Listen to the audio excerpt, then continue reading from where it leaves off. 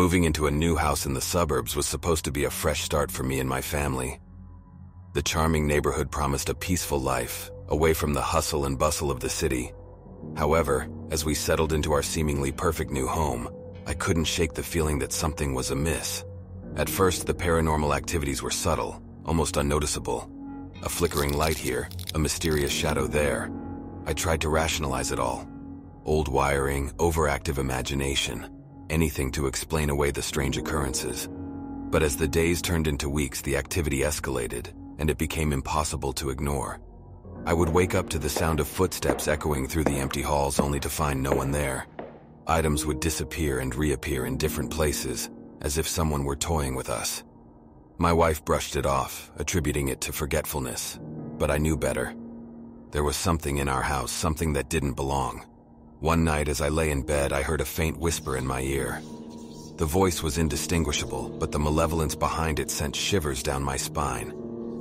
"Get out," it seemed to say, and I couldn't ignore the terror that gripped me.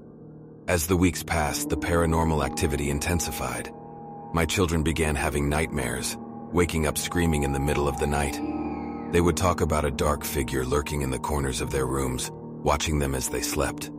I tried to reassure them, telling them it was just a bad dream. But deep down, I knew it was more than that. One evening, I decided to set up a camera in the living room, hoping to catch any evidence of the supernatural activity. When I reviewed the footage the next day, I was horrified by what I saw. The chairs moved on their own, books fell from the shelves, and a pale, translucent figure drifted through the room. I couldn't ignore the truth any longer. Our house was haunted.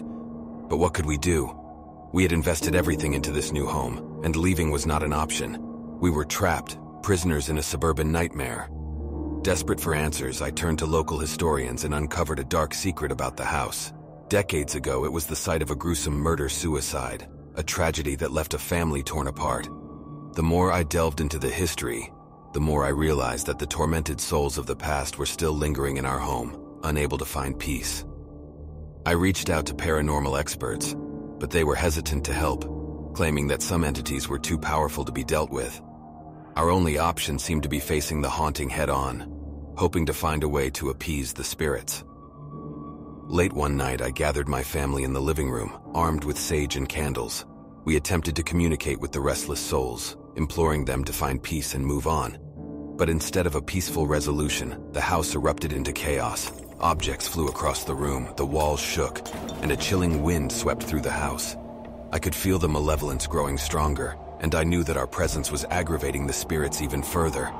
In a final act of desperation, I shouted out, begging for forgiveness on behalf of the living and promising to honor the memory of the deceased family. As suddenly as the chaos began, it stopped. The house fell silent, and the oppressive atmosphere lifted. Since that night, the paranormal activities have subsided, and we have managed to find some semblance of peace. But the memory of that haunting experience will forever linger in my mind, a reminder that sometimes the past can reach out to touch the present, and that some horrors are more real than we ever dared to imagine.